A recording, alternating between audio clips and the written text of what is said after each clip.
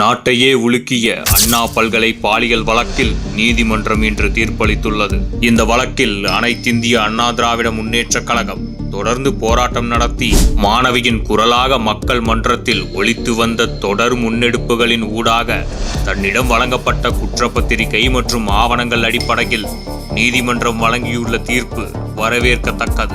இருப்பினும் மக்கள் மன்றத்தில் இந்த வழக்கு குறித்து ஸ்டாலின் மாடல் அரசு மீது நிலவும் முக்கியமான கேள்விகளுக்கு இன்னும் விடை கிடைக்கவில்லை. இந்த வழக்கில் முதலில் கைது செய்யப்பட்ட ஞானசேகரன் உடனடியாக விடுதலை செய்யப்பட்டது ஏன்?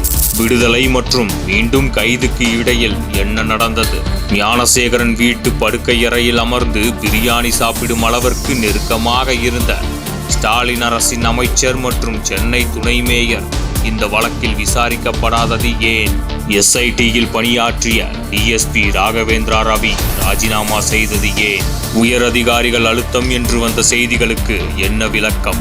இவை எல்லாவற்றையும் விட மிக மிக முக்கியமான இந்த வழக்கின் மூலக்கேள்வியான யார் அந்த சார் என்ற கேள்வி இன்னும் அப்படியே இருக்கிறது. வழக்கு விசாரணையின் முதற்கட்டம் முடிவதற்குள்ளேயே ஞானசேகரன் தவிர இந்த வழக்கில் யாரும் குற்றவாளி இல்லை என்று எதற்காக ஸ்டாலின் அரசின் காவல்துறை அவசரமாக பிரஸ் மீட் கொடுக்க வேண்டும்? யாரை காப்பாற்ற இந்த வேகம்?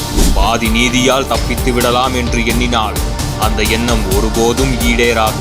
காலம் மாறும், கட்சிகள் மாறும், விரைவில் அதிமுக ஆட்சி அமையும். அந்த சார் யாராக இருந்தாலும் ஏற்றப்படுவார். சாரை காக்கும் சார்களையும் உடனேற்றி அவர்களும் நாட்டுக்கு அடையாளம் காட்டப்படுவார்கள். யார் அந்த சார்? சாரை காப்பாற்றியது யார்?